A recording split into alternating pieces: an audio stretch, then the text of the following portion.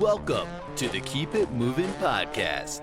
From an aimless kid to a Navy veteran traveling the world, join Andy and his guest in discussing the before, the during, and the after of military life and more. Here's your host, Andy Lane. Hey, what's going on, everybody? Welcome back to the Keep It Movin' podcast. All right, today our special guest is Miss Brienne Bradford. How are you? I'm fantastic. I'm special. That's exciting. Yeah. Well, everybody's a special guest on this show. I mean, sorry to kind of break it down for you like that. So, I guess I'll accept that. right? So Ms. Brienne here has been a military spouse for what? How many years now? It's 12 years. 12 years. That's crazy. So we met in what, 2005, 2006? Okay, so I was trying to figure out when we met and I have no clue. Yeah. I don't even remember where we met. I'm pretty sure it was Sandbar. Okay, so that would be 2007. No, I left in 2009. Did you? I did. Oh, so then yeah, 2007. So you are a California local also. Born and raised. Born and raised, Northern California. Yeah. You say that with such, I don't know, not like happiness, but like not really disdain. You were just like, yeah. I am a California girl for sure. After leaving California and coming back, I'm California. Yeah, why you say that? Because so like we were stationed in North Carolina, and to get to the mountains, it was like a whole day. And to get to the mountains in California, it's 2 hours. And then to get to the ocean, it's a whole day. Or to get to the ocean in California, it's 2 hours. You were in where in North Carolina? Jacksonville, North Carolina, Camp Lejeune. Fun stuff. Yeah, we got to go there twice. Wait, where? Okay, so where have you gone as a family though? Like aside from North Carolina? San Diego, Camp Pendleton. Before I was a military spouse and I was just one of those girlfriends, he was in Okinawa, Japan, and so I got to go out there to visit him. Ooh, what was that like? I love Okinawa. It was beautiful. It's so incredibly clean. There's like no trash on the ground anywhere. Isn't it like and people would, go ahead. No, go for it. Keep going. Like it was weird because people smoke all over Japan. You could smoke in restaurants and stuff, but they would carry little tins in their pocket that once they were done smoking, they would put their cigarette out and put it in their tin instead of like flick it on the ground or throw it in a trash can ashtray thing. Okay, so definitely, I can 100% see that. So when I went to Japan, everybody there was very like respectful, but like in their own kind of way. Like, yeah, they wouldn't go out of their way to just be disrespectful to like people they didn't know. So apparently I had a different experience than most spouse girlfriends that go there, because I had an amazing experience. People were super kind to us everywhere we went. I think also I knew that I was in somebody else's country, and so I was respectful. When I was in the airport leaving, I met a girl and she thought people were so rude and it was awful and she hated it there. And I was like, was it them or was it you? But I loved Japan. Japan's awesome. So you went out and visited him while he was in Okinawa. What was the base like out there? I don't know. I didn't stay on base. We stayed in hotels when I was out there. Makes sense. We went on base once to watch, I think, a basketball game. It was weird because on base, there's all the American restaurants like Subway and Taco Bell and Popeyes and all that stuff. Right. So that was awkward. I'm like, oh, okay, I'm back in America. So pretty much anywhere, pretty much any camp, fort, naval station, it doesn't matter where you go, there's always going to be. It's America. Yeah. Yeah. Well, yeah, because I think in Afghanistan, they had stuff like that on Leatherneck, too. That would make sense. Yeah, like a Pizza Hut or something. Yeah. Yeah, we had, I kind of just depended on where we pulled in, but we would have Taco Bell shawarmas. We would have like Burger King, whatever. Like you name it, there was some variation of it, like readily available. All right, so Okinawa. Where else? So he was stationed in Okinawa and then got stationed at Camp Lejeune and then Camp Pendleton and then back to Lejeune. Makes so much sense. Yeah, that sounds very similar to my career so far. Right. Like, let's just send you coast to coast for fun. Yeah. And fine. The furthest coast. Not even like, hey, we're going to send you somewhere in the middle. No, we're going to send you all the way over. Well, the Marine Corps doesn't have very many like options. It's California or North Carolina, I feel like, most of the time. Or Okinawa. No, because you can go to Hawaii. Virginia.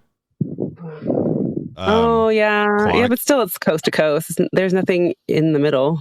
Oh, yeah. I have no idea. South Carolina, too. Yeah, because you have Quantico in Northern Virginia. Yeah. Which is nice. It's traffic's really shitty driving through there all the time, though.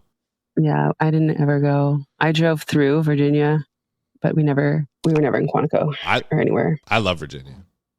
I think I've heard. Yeah. I think if I were to pick a spot that I would be content with living for a longer period of time, I guess you'd say, it would probably be Virginia. That's so weird. Isn't it? It's so weird. What? I would go back to North Carolina, I think. But then every time I say that, somebody reminds me of reasons that I didn't like being there. So I don't go back. Was it because of where you were in North Carolina, though? Probably. Well, so the first time he got stationed in North Carolina, we were still dating. And I told him, listen, I'm either moving to North Carolina or we're not doing this long distance thing anymore. And so I moved to North Carolina, but I was like, I am not moving in with you. Well, I'm not living near you. So I ended up living in Raleigh. And Raleigh was really fun because it was just civilian life. Oh, yay. Yeah. There's like a thing about like all military bases, like immediately outside of the gate is like the worst possible place to live. Yeah.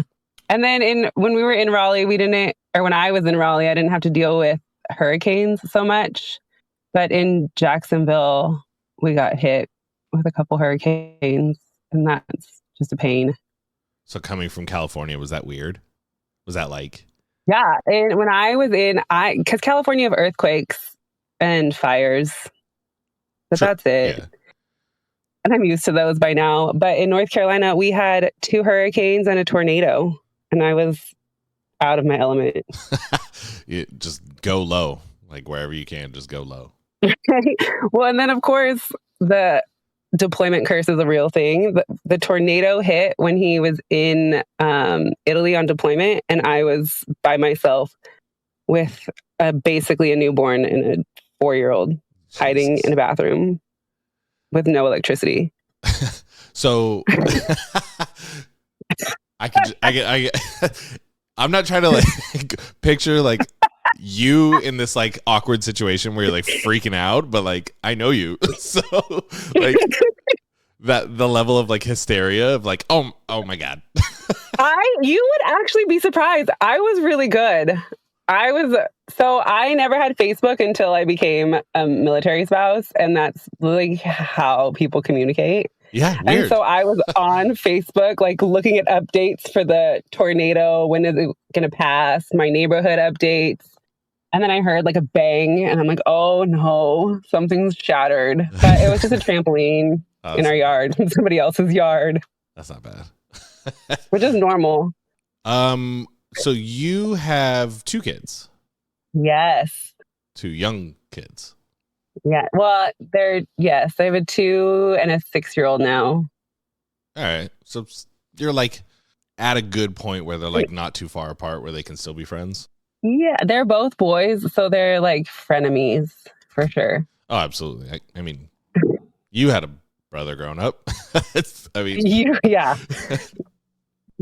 You have 2 brothers, so you for sure know what it's like. I do. 2 older brothers.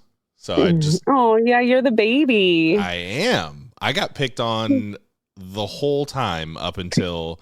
But mostly by my middle brother, though.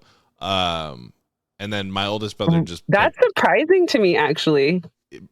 not really. I mean, Alex always picked on Adam, and then Adam just shit rolls downhill. Like it's. I know, but Adam's just so nice. You know Adam now. I know adult Adam. Yeah, I don't know mean child Adam. Mean child Adam. So Alex being the oldest, for those who don't know, had like a ton of attitude and like a chip on his shoulder, like growing up, like, you know, whatever. Oldest brother, you know, oldest kid, whatever. He was an only child for like 6 years. And then Adam came along, and then Adam was just like a little hellion. Like, that's how my second is, a hellion for sure. Yeah, it just, I don't know where I fit in because I'm me. Like, I just, you know, unless somebody told me. Baby. Yeah, I don't know about all that. So unless somebody told me like how I was as a kid, like I would have no idea. But like Adam was a dick. Adam used to like sit on top of the rooftop in like, so we lived in like Rosemont, California, and my brother used to sit on top of the roof, and me and like my buddies would like walk home from the bus, and we lived in like a cul-de-sac, which was kind of dope because like we lived in like a cul-de-sac that like you didn't know was a court until you like went around the corner. So it was like a long entrance into the court. So like we usually just got left alone in the like back area. But he used to sit on top of the roof with like a BB gun. And he used to just like shoot me and my friends like as we were walking home. I'm like, what the stop shooting us. So we'd have to like maneuver essentially like to get in around this like big roundabout court into the house, and then he'd like still fuck with us when we were there, but he would do shit like that all the time though. That was like almost an everyday occurrence. I believe that, having a second, like a son that's a second child, because Harold will just be sitting there, and Francis will go up and just smack him and walk away, and you're like, what was that for? Why? You know why. They're just assholes. I love my children. It's brotherly love though. I mean, it's only gonna get we better. Call it? Yeah, well, you have to call it something. Can't call it abuse, so, or maybe you can. I don't know. Slightly abusive, but mostly love. Mostly love. Mostly. So 6 years ago, let's say like halfway through like your 12-year stint so far. Yeah. You had your firstborn. Yeah. Yeah. How was that? Anybody help out? Anybody from like, you know? So we were in California when I had my firstborn, so it was easy because the drive sucks, but it's not a hard drive and it's an easy flight. So my parents came down. That was an interesting time. Travis had some struggles, and so I thankfully was in California, so I could go between my parents' house in Southern California whenever I needed to. Okay. Which is funny because when I was a single military wife, I always thought it was really bizarre when people would fly home and go stay with their families. And now you're like, you're married. Why would great. you leave where your house and your living is? But then once you're in it, you're like, oh, I get this now. Free it food. Makes sense in a weird way. Yeah, free daycare. Right. Yeah. Well, especially it's hard because I had Francis in North Carolina, and you're solo. Nobody was there. Mm. And that flight is not as quick and easy as the California flights. Yeah. Okay. I get that. I deployed in 2015, and I was living in Hawaii, me, my ex-wife, my son.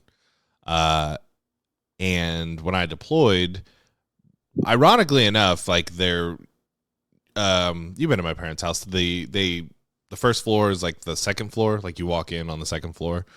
Yeah. But the refrigerator that's up there, like in the main kitchen or whatever, like had a water leak in the back. It was just leaking all over the hardwood floor, and just like destroyed like thousands of dollars worth of like hand carved wood from like whoever like, built the house. Yeah, right. So my mom was like, "Well, I'm gonna go stay in Hawaii for about 4 or 5 months," and she ended up moving out to Hawaii to help Dottie out with Harvey during that whole like transition from like, you know, that's a dream. Right. So she just got to come out there and hang out for like 4 or 5 months. That's a dream for her and for Dottie, I'm sure. Oh yeah, as long as they got along. Yeah, I mean they do. They actually have like a really, really good relationship. Like I think, which I think is super important because kids, parents getting along with grandparents, like you just anyway, so yeah, I think because of that, like their relationship like became what it is now, and like it's kind of hard to explain to people, but it's like, yo, she just left like my dad to make like hot dogs. That's so funny. I love your parents. Yeah, they're hilarious. they're still living in the same spot, but I do understand like going home and just like being like what is comfortable and what and stuff like that, like it's your parents. Yeah. Well, and depending on like living situations, you can save a whole lot of money that way too. If you are close enough, yeah. Yeah. Even if you're not close enough. So we got super lucky when Travis got stationed from Camp Pendleton to Camp Lejeune. He went on a deployment right away. So we got to file for me to stay in California, making California BAH. And I stayed at my parents' house. So we were able to save a pretty penny. That's like $2,300. No, yeah, 20. Well, it was 6 years ago. So I think it was only $19,000 or $2,000 a month. Somewhere around there. I think it only goes up by like $30 to $50 or something like that. Yeah. So that was nice. Oh yeah, absolutely. And that makes sense. Like wherever you can, save the money because the pay is not amazing unless you're on a combat deployment. And even still, it's not that amazing. No. Was his it's not taxable, so it does make it a little bit better. So his tax-free though, did he have to be, if you don't know, you don't know. Did he have to be in a combat zone every single day? Like for us was weird because my first deployment. No, well, because he was in Afghanistan, so it was a combat zone. Yeah. Okay, fair. Every day. Yeah. Yeah, I was gonna say because ours was prorated. So like if we were in theater for like a day, we would get a day of tax free. But if we pulled out, we wouldn't get any. That's too much of a headache. Yeah. Yeah, no, he was in Afghanistan the whole time, so we made it the whole time.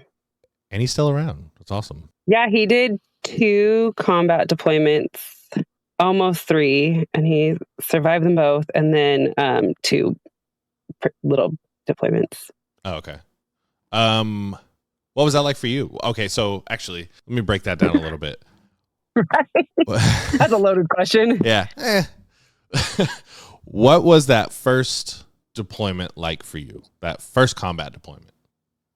First combat deployment, he was when he was in Japan and he was a junior Marine, so we were dating, so it wasn't as stressful, I guess.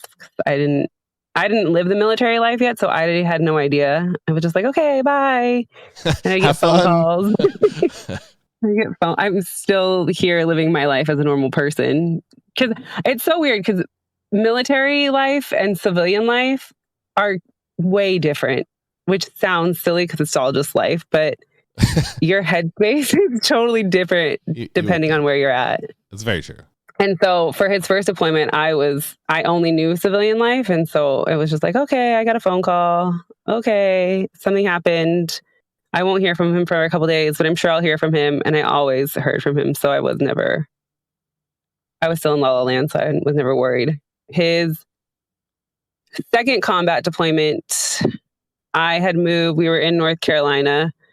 And he was on a British FOB, a forward out base. So it was him and then the Marines that he was with, and that's it for U.S. personnel. And so it was a little more lenient. He got to call all the time. And when the lines went down for River City, if somebody died in combat, he would message me from the British phones. So I knew he was okay and that I wouldn't hear from him for a while. Oh, so I got pretty lucky. That's nice. Yeah.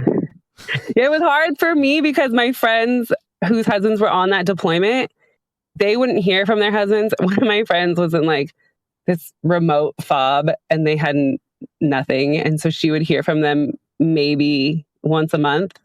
And I heard from Travis 2 times a week. And so I was like, yeah, no, I haven't heard from him either. I'm sure they're fine. Because I felt bad that I would always hear from Travis and she never heard from her husband. Ooh, that's it's not sketchy, but it's like, that sucks for them. But like, I knew everybody was okay, so there was nothing to tell. So I just played it off. I was good. I was a good friend. So for those who don't know what River City is, it's a control Death in combat. It's a control of communication. So it's like, there's different tiers to it. Like, usually when then like there's a major casualty or something like that, it's like the highest tier of River City, and like no communication gets out. It's usually to stop like families from finding out about something that happened to a family member, or giving away a position of a unit, or the news. Usually about the news. It's to keep everything off the news and Facebook. Right. So I don't know if anybody has watched recently, there was it F-23 or F-35 that crashed on the carrier, and they leaked the crash footage basically on social media. So River City is designed to stop that. Obviously, they found some way around it, but God bless social media. Yeah. Yeah. They probably got close enough to land, and they were like, "Oh, let's post this video." Whatever. Yeah. So that's what River City is for those who don't know. Makes it very difficult to keep not tabs, but keep in contact with loved ones, even via Facebook. They basically just shut down the internet services, phone services, everything. No email. Well, yeah, and then as a person home, you know that something's happened if there's no communication. And so then you're super stressed out until the lines go back up and your person can call you and be like, hey, or email you and say, hey, don't worry, I'm alive still. Right. So on the other end of that, it sucks because like we'll send an email or like we used to have to load like Facebook Messenger mobile, so that way it would just be all text on the internet browser. Yeah. But then you would have to wait. So you'd send an email and it would be like super descriptive, like, hey baby, I miss you. Like, this is what we've been up to. Like, chow sucks, whatever, like the gauntlet of things that you normally get when you haven't talked to somebody. And then you have to wait because time zone differences, like you're not always like on your phone or on a computer or whatever. So it's like, okay, you respond when you get it. And then we didn't always get to check our email or Facebook or whatever. So like we had to wait until like we got off watch. Well, that's like a 6 to 8 hour, depending on however long you're watching. And you're like, fuck, dude. It could be like 2 days before you get a chance to like check your messages. I like that we complain about the 2 days when before it was like Messenger Pigeon would send a letter. Hey, don't knock my time frame. All right. I love handwriting letters. I love letters. I think it's like a lost art. Kids don't know how to write anymore because nobody writes letters. Or cursive. I heard that's going away. Don't get me started. They're starting it back up, I've heard. I haven't heard anything about that, but I'd love to see it. Well, maybe you should move to California because I think we're starting it in California again. Don't the kids still have to wear masks in school? No, thank you. You sure about that? I have a kindergartner. He's in school right now with no mask. Okay, that's good. Realistically, probably 100%, I will never be moving back to California. Never move back to California. Yeah. I know. There's just nothing there. Like, there's nothing there for me. Like, there's nothing. So I was actually thinking about that the other day when you're like, I'll never move back to California. You probably shouldn't. All right. Well, there it is. The Andy that people remember from California is not the Andy that people know now. It's not. I feel like it's not. Yeah. So I'm becoming a lot like my dad. I like space. I like my space, and I don't live in a place where I have space. Yeah, no, I don't think there's much space in New York. Okay. There's more in Long Island than there is like in the city. So I live about an hour. Yeah, the city has no space at all. None. But then people keep talking about upstate, like the people I work with. They're like, oh, you gotta go upstate. You gotta go upstate. I'm like, all right. So. But isn't it still expensive? Yes and no. It's more manageable because it becomes like the state of New York. So it'd be like going to, I'm trying to think of like a California comparison.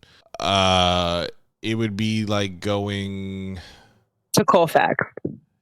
More inland, yeah. Like, yeah. So you go San Francisco, Sacramento, and then the next city over is like Placerville.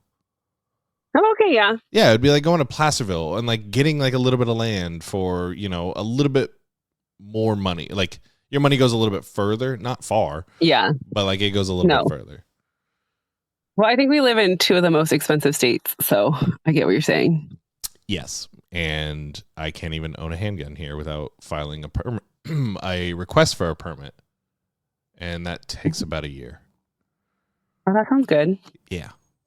Maybe you shouldn't live in New York. So legally, I don't have any here. Oh, okay. Yep. I don't have sounds any. Good. I don't have any firearms. I'll believe that. Okay. Okay. But yeah, no. California was great. I learned a lot. I grew up there, so people that I met and the things that I did, like, were great. They were fantastic, growing opportunities for something else. Yeah, it's the Andy that was here and the Andy that you are now. It's so good that you left because you were not. Because you stopped working in bars and worked at the coffee shop, and you still were going to bars, and I would have to call you at 3:00 in the afternoon to remind you to wake up to come to work. Yes. That Andy wasn't changing, so leaving is the only option you had. You know what's crazy is now I wake up at 3:00 if I can, not because like I'm hungover or I'm physically and mentally tired now to the point where like I just can't get up. The fact that you could sleep till 3:00 is not acceptable for me. There's no way. Anything past 9 and my eyes are wide awake. It doesn't matter if I have all the free time in the world. My son's not here, like banging on my chest. Dad, let me watch TV. Like, nothing.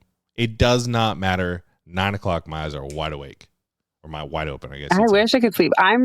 The latest I sleep is 8, and that's if the kids are super exhausted and still asleep. Yeah. Usually around 8:30 is when like Harvey wakes up, and he's just like, all right, let's go. Well, now he just does he wake up ready to go?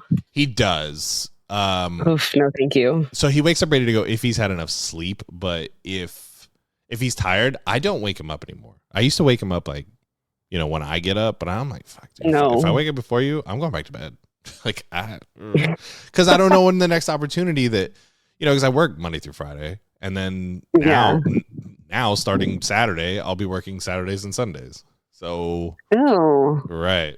I don't know when I don't know when the next opportunity that I'm going to get a chance to like just shut off and just be like, all right, well, yeah. And then it's like 20 something degrees. So it's freezing cold here. So it's just what do you guys do in 20 degrees? I feel like every time I'm asking what you guys are up to, it's like watching a movie, cleaning the playroom. It's 20 degrees again. It was 60 for like 2 days. It rained. Sunday, when I was dropping Harvey off at his mom's house, it started snowing. I'm like, what the No. I'm like, come on, man. I have a living room full of boxes that are full of Bronco parts that I'm just like itching to get out there and do. And I was like, oh, cool. Monday would be a great opportunity. It's a really slow day. Like, I can get out there and, start putting, parts on car. And no, that didn't happen. 22 degrees, 15-mile-an-hour winds. Yeah, no. See, and we're like, I'm stressed out because it's, March right now, and we're at 80 degrees. So I'm terrified for summer of 120 degrees and everything burning on fire. I forgot what hot was until I went back to California in July. 109. Okay, but hot in California and hot in like Virginia, North Carolina are two different things. You're talking humidity. Yeah. Yeah. I love the dry heat. I love too. I love it too. There we go. I love lamp. No, but you can go outside and do stuff and you don't feel like you just got dipped in caramel. Like it's fine. You go out there, you're like, fuck, it's hot, man. Just drink water. You'll be fine. We played sports growing up. Like, come on. Where we're at in Northern California, where I'm at right now too, we're right by the lake. So it's like, oh, it's hot. Okay, let's just jump in the lake. You in Granite Bay? No, I'm over in Orangevale. Okay. Yeah, you're like right by Folsom Lake then. Yeah, our house is on the bike trails to get to the water. Hey, that's fun. Yeah, it is. Just You being should try it sometime. not in California. So,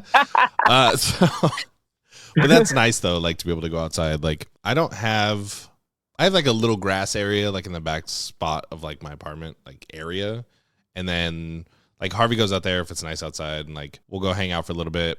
I'll time him while he like runs laps, but then he'll help me work on the Bronco. So it's like it's a nice trade-off. I need more than that. Like, oh yeah. Well, we were super fortunate when we were in Southern California. We bought a condo and we got it for a good price in California. It was $265,000. Not bad. And then when we were in North Carolina, we were able to buy a house there too, and we had an 1,800 square foot house on a 1/4 acre lot, and that was $160,000. That's crazy. Yeah. And then we had to move back to California, and all I wanted to do was miraculously be able to move our house from North Carolina to California, because I knew we would not be able to afford that house in this state. Oh, not at all. Not at all. My buddy is driving across country as we speak, moving to San Diego from Virginia. Oh, how's the housing market down there for him? There is no housing. Yeah, I know. There's no housing, and there's no way. So I posted a thing on Facebook, on like my personal Facebook, probably a couple weeks ago. You may have seen it. I don't know. I was basically asking like, hey, does anybody have like a good recommendation for, you know, San Diego area, Coronado area, mill pay with dependent BAH? And all I got was laughs. I did. All I got was laughs. And I'm like, I get that. Like, I understand like the humor in it and stuff like that. Like, but it's humorous until it's you, and then you're in the oh shit stage of what are we doing? Right. But some of the posts on there were like, all right, realistically, and then it would like break it down, which I already knew. All I was really asking was like, hey, does anybody have like a line on anything that they like? You know what I'm saying? Like, yeah. Oh, I'm living in San Diego. I own a home or I'm renting a home, but I'm about to move. Yeah. I have a friend who they were stationed at 29 Palms, and they ended up just buying a fifth wheel and living out of that for a while. And they have 3 kids, so that sounds awful to me. But you do what you got to do. Yeah, right. Because the housing markets right now, even for on base and off base, it's all shit. There is no on base. No, everything's full. Yeah. And there's so the Navy specifically, because I know generally more about that, even though the Marines is kind of the Department of the Navy. It's its own thing. Oh yeah. But the pay system is very similar, if not the same. And they don't pay COLA for San Diego or Southern California in any way, shape, or form. But it's more expensive than like Hawaii to live. Yeah, it's way expensive. So I'm like, how do you justify like giving COLA for like another place that's also part of the United States, but not in the highest? What's COLA? I don't know COLA. Cost. Wait, do you really not? No. Oh, cost of living allowance. Oh no, I don't. Do we get that? No, I don't think we get that. Our BAH just goes up from state to state, but we don't get anything. Yeah, COLA is usually extra. for overseas. Hawaii is considered technically overseas, even though part of the United States. Well, you're going over a sea to get there, so it makes sense. Okay, technicality. But when I first got to Hawaii, it was $700. So they would give you, I think it was an extra $700 a month. Yeah, but we need that in California. Right, that's what I'm saying. Also in Hawaii, you need every dollar of that. It went down. I think it was like $450 when I left. Right. But it went down. So what happens is same thing with the housing cost. People don't fill out the little surveys that get sent out, and when they don't do that, they don't have enough information, because it only takes 1 or 2 people of 10 people to fill out a survey to be like, oh, well, no, you're giving us plenty of money. Yeah. Or like, yeah, no, it only costs, $1,000 to live in California. Right. But it only takes like 1 or 2 of those if nobody else fills out the things, where they're going to review it and be like, oh, okay, makes sense. And then they lower the amount of money that you get. That's how BH, COLA, and OHA, I think is the other one, Overseas Housing Allowance. Yeah, you're speaking foreign languages to me now. I don't know kola and oh ha ha ha. Oha is I only live stateside. Oha is like if you go to Bahrain, they give you Oha, which is overseas housing allowance. So they give you a set amount of money, and then you go in and negotiate with a leasing agent. Like, I want big screen TVs, I want a Cal King, I want this, I want that. That sounds like too much work for me. Right, but you can't go over the amount. So like if it's $2,500 and the guy was like, all right, well, you're $100 over, you have to make a sacrifice, or you have to be able to, I guess, bargain for that $100 difference, or pay them, whatever. That makes sense. No thanks. Yeah, right. But yeah, it's a system that needs to be reviewed. Just one of many. Yeah, one of many. Well, there's lots of things that need to be reviewed, I'm sure. Absolutely. Like transitions from active duty to reserve. That, or active duty to civilian life. That the whole process is atrocious. Yeah. Agreed. I still don't have medical benefits. Don't get out on an other than honorable, because those go away immediately. Right, but I got out with an honorable so I got out of active duty 12/19/21. So December 12th or December 19th last year. I got into the reserves 12/20/21. So the day after I was enlisted into the reserves. My reserve station didn't pick me up until March 3rd, which means that my temporary medical benefits that are good for 180 days never started, because you have 90 days to get accepted to whatever NOSC or whatever command you're going to go to for the reserves. So I'm missing out all my medical bills, all my son's medical bills that are adding up from, December. Just hanging out, waiting. Just wait. Yeah. I keep mailing them back to TRICARE. Yeah. I'm not paying these. So there was a clerical error on someone's part. Not sure who. I've spent almost 3 weeks now trying to get a hold of somebody in 3 different departments. Not one phone call. Well, and then it's back. always like a runaround too. It's like, oh no, you're not supposed to call here. You're supposed to call there. Have you ever seen the Spider-Man meme where they're all pointing at each other? Yes. That's what's happening. Yes. Like the Navy is saying Deers. Deers is saying the Navy. Transition office is saying Deers. It's like TRICARE is saying the Navy. Like, I don't know. That's a headache. Getting out is a headache. I was listening to your podcast, okay? Hey. And you were talking to your friends about getting out of the military, and I was having anxiety, like straight anxiety, because I remember when Travis was getting out, just the paperwork, the runaround, you're getting out this day, you're not getting out that day. Oh, it's too much. It's too much. It's too much. But that's like military for you, because it's the same thing with deployments. You get a date, you're coming home this day at this time, and then 2 weeks later, you're still not home. Psych, you're getting extended. Yeah. We got the steak and lobster. That's how we knew we were getting extended. Oh. You get steak and lobster, and you're like, well, saddle up. Yeah. I don't think Travis ever got back from a deployment like within a few day window. It was always a week or 2 weeks or more. But is that he was actually in Italy when COVID hit. Oh, so did he get put on quarantine? They were locked down. It was a mess. So I was so excited. It was his last deployment before his reenlistment package was going in. It was only a 6-month deployment, where most of ours were like 9+ months. So I was like, this is going to be cake. It's going to be so easy.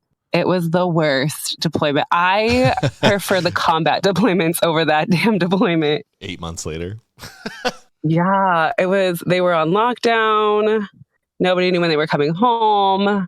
Yeah. It was hell for them over there. It was hell. I had a new baby, and I was saying earlier, the deployment curse is real. Our heater went out. It snowed. My sink overflowed. My dishwasher went out. Like, everything that could go wrong went wrong. And then COVID hit, and then his deployment got extended and extended and extended. And I was like, I can't. I'm over this.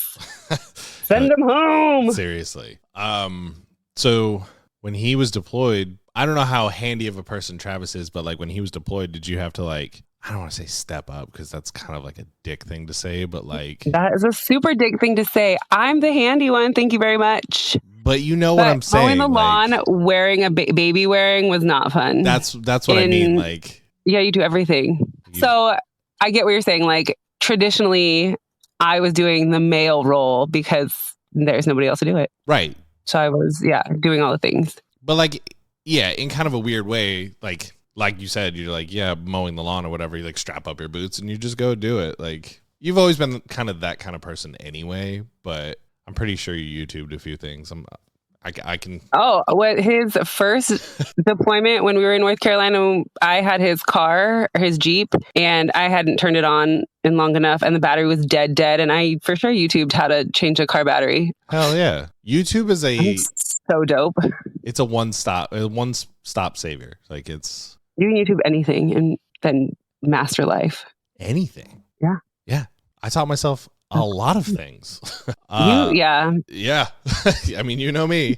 How many? You know how to do everything. How many hobbies do I have? I can't keep up with your hobbies. I can't it's either. Like, you're rebuilding a car. You're rebuilding a Bronco. You're doing a podcast. You're YouTubing how to knit. Like, you know how to do everything at this point. I don't know about knitting, but no, I was doing like computer repair, and then I got a full-time job. I got my kid. I got the Bronco. You were gaming for a while too and streaming that, yeah? I was, yeah. I used to be on Twitch. I'll probably be back on Twitch shortly. I'm going to bring this show over there and start doing some live stuff. So I have to learn how to play video games for next time? No. This forum that we're on right now, just going to be with, cameras on Twitch. And like, so you see each other? And like an interactive like forum, essentially. You don't remember ever going on Twitch, do you? What? I remember I went on Twitch one time because I was bored and you're like, come hang out with me and my friends. Yeah. Getting drunk playing video games. That was but I wasn't drunk playing video games, so it was not as fun. That was the height of quarantine though. Yeah. But then it got old. You had to find things to keep yourself entertained and to also communicate with other human beings. Oh yeah. It got old real quick though, because you can only drink so many days in a row, and before you're like, all right, I gotta stop. See, this is what I'm saying. Old Andy could have drank his whole life away. I stopped drinking Jägermeister. Well, mainly Jägermeister. Oh, we've Jager Red Bull was your go-to. It was like the first 3 rounds at a bar were on me. They were always Jager bombs, but it got everybody hyped. It either made you super sick or it made you like super crazy and hyped and like. I can't drink energy drinks because every time I smell it, I feel Jaeger in me.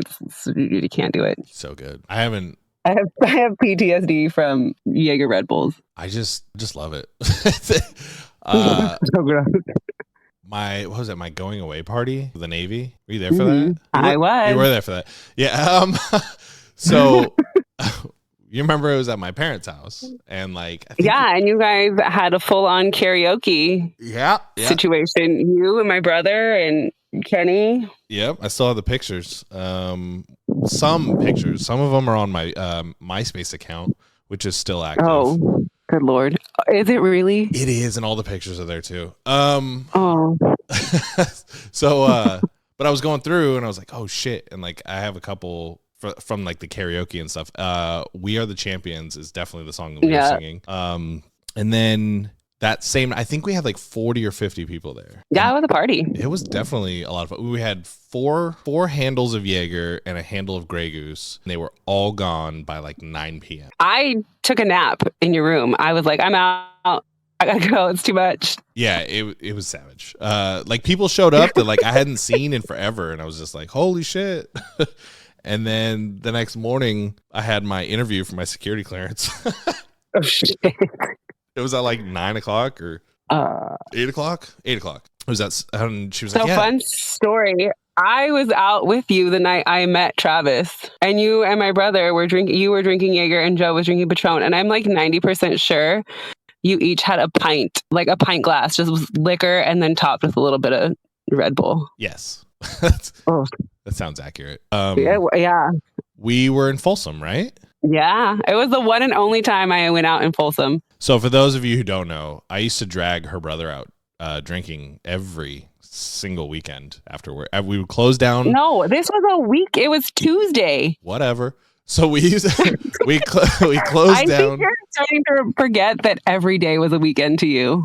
Monday was the only legitimate calm drinking day. Those days were usually like pool parties and like local stuff. Well, like, yeah, because there was like a schedule. You went to Sutter Street on Tuesdays, Mandango's on Wednesdays, something else on there was a schedule and everybody followed the schedule. Sandbar on Thursdays. Oh, yeah. It used to be something before Sandbar. Aqua. Yeah, I didn't go when it was Aqua. So Sandbar. I only dropped my cousin off there. And then Friday, Saturday, Sunday was roulette. It was just pick a bar, pick a nightclub. Yeah. Sometimes we would go downtown, like to like the park, mix. Yeah.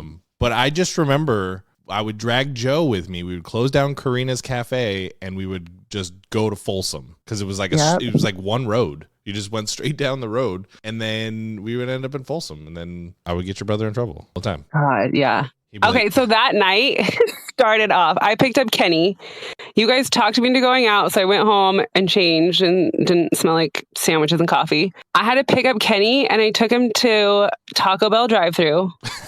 And I turn to ask him what he wants and he like full on tries to make out with me. And I was like, what do you want to eat? Or we can go home now. Like, what is going on? And the night ended with you and Joe in the back of my tiny clown car Yaris. Oh, and Kenny, you were telling a story. Kenny's getting fully undressed in the front seat, throwing his underwear and everything back. And I'm pretty sure I looked back and you were wearing his underwear as a hat. And then he got out of my car and danced naked in the middle of the road. That was our life then. That sounds like a typical, yeah. That sounds about accurate. Tuesday night. That sounds like a pretty accurate Tuesday. But the scary part was that that didn't slow down for like 3 years at least. There was like a solid 2 to 3 years where that was a consistent thing, and I'm like, all right, gotta go. I was thinking about it yesterday, and we only have known each other in the flesh, like living in California together, for like two years. Yeah, because that's crazy. Yeah, 2000. Yeah, because I left October 2009. That's when I left. Yeah. It's wild, right? Lots happened since then. Yeah, insane. What? Said a lot's happened since then. Oh, yeah. God, like I have kids. Yeah, like a whole lifetime has happened. Yeah. Yeah, I've been married and divorced and have children. I mean, I've been divorced. You same, but times 2. Yeah, I've been divorced twice. It's fine. It's fine. Everything's fine. Insert totally meme fine. With the whole room's on fire. It's all fine. I remember when you came home and got married and had the reception at your parents' house. Everybody was just confused. First marriage. Yeah. Yeah. Everybody will. The second marriage made more sense. Everybody will remain confused for that first. There will be no clarification whatsoever on that. My mom asked me all the time. Oh God, I remember your mom at your reception. Confused? Yeah. Oh yeah. It was like justice of the peace, but it was like a little mini courtroom. It was like very military of you. Very strip mall. It was in a strip mall in like Citrus Heights, California. Some shit. Didn't you guys go to like IHOP or Denny's or something afterwards too? No, we went to oh God. It wasn't hibachi, was it? I have a picture, but I can't see like the other side of the table. So I don't know if it was like hibachi or if it was like an Asian infusion. I'm not sure. All I know is I went out to a concert that night. Did you really? Yeah, where did you guys go? We went to I think it's called like Ace of Spades now. Ace of Spades, yeah. But I think it was still Empire at the time. Like it could have been Ace of Spades. I'm not sure. Yeah, we went to go see like a metal band that I don't even remember who it was. I'm sure I could figure it out, but I'm sure, but yeah. Why? It's not that important. Right. Yeah. Don't go back there. Right. And then we ended up bar hopping and then meeting up with like Kenny and like all of them. And then we met up with Adam and like my boy Eric was at downtown. Like I just ran into everybody. Like we just went everywhere. And then I blacked out at some point. We ended up getting tacos. I lost my cell phone in the cab. And then yeah. And then it was a taco truck too. And I remember we hopped out and I was like, hell yeah. And I was so excited, but my cell phone was like in between my legs, like on the. Oh, so you like jumped and it flew and it was never to be seen again. No, so like I have this habit where when I sit down, I take my phone and I slide it underneath my legs, like between my legs. So like if I get a message, Like under your balls. Yeah, more or less. And that way I can see like if I get a message, it'll light up and I can just look down real quick. But for some reason, I was already to the point where I wasn't going to remember anything anyway. And when I hopped out, I just completely forgot it. The cab driver like came back and I was like, "Joe, where's my phone?" Whoever hopped in the cab next definitely stole my phone. Brand new phone. I think I had it for like 2 days. Great. And then the next morning, we ended up staying at a hotel. And then the next morning, I remember getting up and just having like, when you have a hangover, but you just, life isn't just not going to work out your way that day. Yeah. Yeah. And then I was supposed to be back at my parents' house to like meet and greet a whole bunch of people. And I think I just started drinking again just to try and fix the drinking problem from the day before. A little hair of the dog, get you through the day. Yeah. Like that's what I think I was going for, but I really should have just went with water and caffeine. That was what a time to be alive, man. That was a time. One deployment, got married. Yay me. You had already gone on a deployment? I feel like it was so fast. Yeah, that first deployment came quick because as soon as I left boot camp, went to A school, went home for like a couple of days. You went straight to a deployment after that. Yeah, and then straight into deployment. And then it was like, oh, cool, I got the first one knocked out. These aren't so bad. How many did you do? 4. Okay. That's how many Travis did in 12 years, right? Yes, but I did all 4 in under 6 years. Oh. And then there was just like a lull where it was like I went to a yard period. And then I was supposed to deploy again on the Preble for a second time, but I ended up getting taken off the ship and sent to Mid-Pac when I was awaiting my transfer to go to the Naval Academy for an NCIS investigation. Oh. Yeah. What'd you do? Didn't do anything. That's the best part. Mm-hmm. No, and then the last 4 years I was at the academy. So yeah, you were just there hanging out, just doing God's work. doing God's work. But you were at the academy when I was in North Carolina. Yes. The problem with the academy, and it has nothing to do with the academy, it's positioning wise. I either went up north and saw my son, or I went south and saw everybody else. So it was like, I'm always going to choose my kid. So it's, it made. Yeah, I don't. It would have been so exhausting driving. I mean, it's your kid, so you do anything, but oof. I don't. Because how long is that drive? 4 hours? Usually 4. 6? Usually 4. Sometimes it took 8. Holidays suck. Bad weather. But at least you had a 96, so you got a whole extra day to drive. Yeah, right. We only got 96s in the first year I was there, and then like after they cut back the 96s and made them all 72s at some point. Yeah, we had Captain Graham, and he was rad, and he would just be like, nope, 96, and he would just give us 96s. Like whenever there was no like major academic thing, if you don't have anything going on, why don't you get a head start on your weekend? Like it was just the coolest thing ever. And then we cut back to 72s, and it was like, an extra day is great. For me, that's a day of driving. So it's like, yeah. And then driving back on Mondays was always the worst because you don't get carpool lanes, HOVs, and everybody and their mom is trying to cross the Delaware Memorial. You're like, fuck me. Or the Bay Bridge. The Bay Bridge was the biggest hang up. There was always construction. I think I picked up 20 nails at least just driving through there. There was always construction, always getting flat tires. I bent a rim. I remember I was driving home one time from New York back to Maryland, and as soon as like you get onto the turnpike from the George Washington, like you take this like roundabout loop-de-loop thing, and the road is like super shitty because they were still working on it, and I just remember dipping into a pothole, and I was like, oh my God. I heard it. And then I just drove, and then I made it probably like 20 or 30 miles, and then like my low tire light came on, and I was like, yeah, I bent a rim. I'm almost positive my wheel is bent. And good thing you like working on cars. Yeah, right. I stopped. That's like an unfixable thing. You just have to buy like a new wheel. And so I ended up stopping off, putting air in my tire, and then like making it all the way back to like Wawa, like in Maryland, or like, yeah, right before you cross the Bay Bridge. And I'm like, I don't understand. Like, I'm like looking at my wheel. I'm like, it's not even that bad. And then like I run my finger along it and you could just feel the whole wheel just bend out. I'm like, yeah, I found the bend. All right. I still have the wheel. It's in my closet. Why do you still have the wheel? I hopes that maybe moved it with you.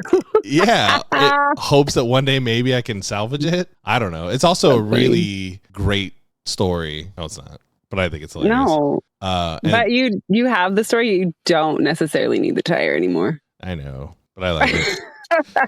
And it sucks too because I have a blue car with white wheels, and they look so nice when they're clean, and this one's just dented. It's just. The whole lip is just bowing out. Sucks. But yeah, the drive's not that bad. Every now and then I would get stuck with like snowstorms where they didn't prep the road, and then it would just slow everybody down. I drove through snow, rain, storms, you name it. Yeah, there were some times that you would drive and I was like, can you just let me know that you made it alive? Yeah, my mom would always be like, hey, just let me know when you get on the road, and then let me know when you make it there, and then let me know if you stop. I'm like, all right, I'll just share my location with you like the whole time. Thanks. Well, and then especially not being on the same coast or knowing, because I feel like you see the news and you're like, a huge storm hitting this state, and everybody's like, oh my gosh, you're gonna die, and you're like, it's not even near me. You're like, yeah, that's a 5-hour drive away from. In the opposite direction of where I'm going. Like even the last time I went to Virginia. No, okay. So not this last time I went to Virginia, the time before it. I drove down and like all the weather reports were like ice on the roads. It's going to be free. It was fine. There was like no ice on the road. I think it rained for like 10 minutes. When you drove back this last time with the Bronco though, wasn't there a storm? Oh, it hit the day after you got home though, right? It started the night of, yeah. So as I got back and parked and then swapped into my other car to go get my son, because the Bronco, like not super safe right now. You know, it's there. It's we do like small trips like around. We'll go to Target. We took it this weekend and went to like Michael's and got picture frames and just small. It has functioning seatbelts. What? It had functioning seatbelts, so you're solid. It does, yeah. It has functioning seatbelts. Once we redid the brake line, it stops. It does really well on the freeway. Yeah, I mean, it does well on the freeway. It's just it needs a front end alignment, so it's a little whatever. A little wonky, but you'll survive. Yeah. Well, I mean, it was definitely one of the scariest drives I've ever had in my entire life. You could only go 50. I think 55 was the max you could go. Because anything over 55, the bumps that you hit, like all the potholes and like divots on the road, shakes. No, you would just get pointed in a different direction. Turned you around. Right. And so if you're, I think the speed limit on the turnpike was 65. So I'm in the right lane and like trucks are passing. Everybody's honking at you. Nobody likes you. I could care less. I was just chilling, music blasting. And like, it was so windy too, so I was just getting blown all over the road. I'm like, I'm gonna fucking die in a Bronco on the turnpike. Also, you can have a fun car to work on with your son. Yeah, totally worth it. Totally worth it. It really Wouldn't have been if you died. Good thing you survived. Yeah, there was only like one sketchy time in there where when I stopped for food, like I grabbed something to eat and to take a piss on the turnpike.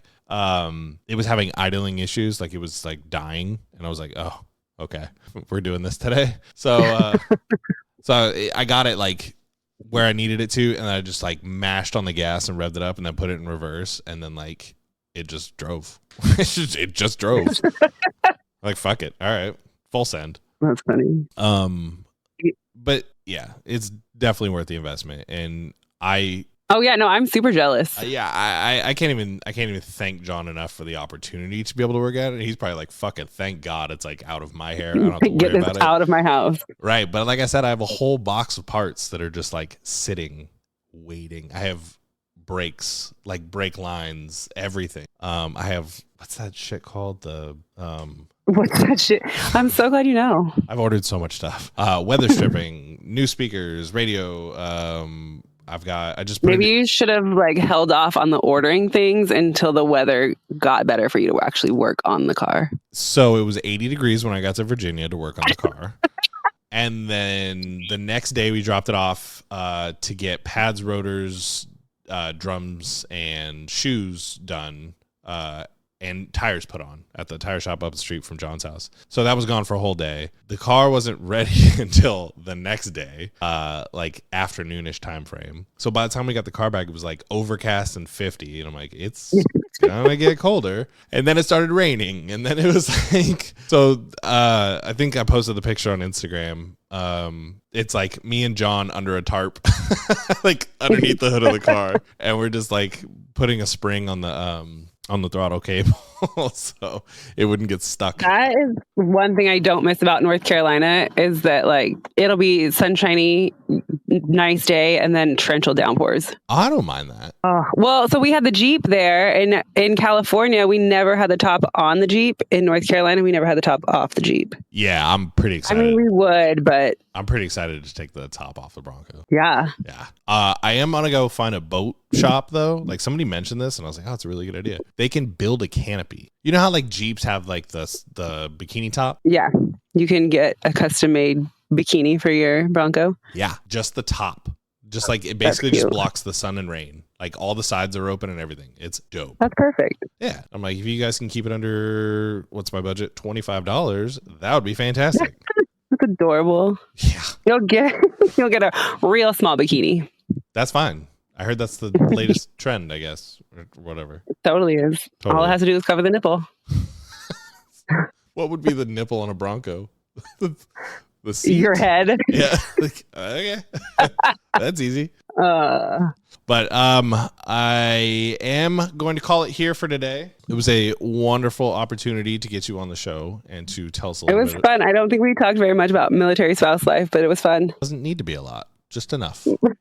It gives it opportunity for you to be able to come back on the show and elaborate on things that you're like, wait, I forgot to tell you guys about plunging toilets that are full of shit or something. I don't know. Okay, sounds good. Yeah, I mean, whatever. Doesn't have to be about shit-filled toilets, but no, I don't have any shit stories like you. Sorry. I still have. Oh, that's a lie. I probably do. Yeah, I do. Yeah. Everybody has shit stories. If you don't have shit stories, you're a liar, or you just live a boring life. Yeah, exactly. But like I said, Brienne, thank you for stopping by and coming on the show. Yeah, thanks for having me. It was fun. All right. Well, until next time. Thank you for tuning in to the Keep It Movin' podcast. Be sure to check us out on Instagram at keepitmovin_podcast to keep up with the latest topics.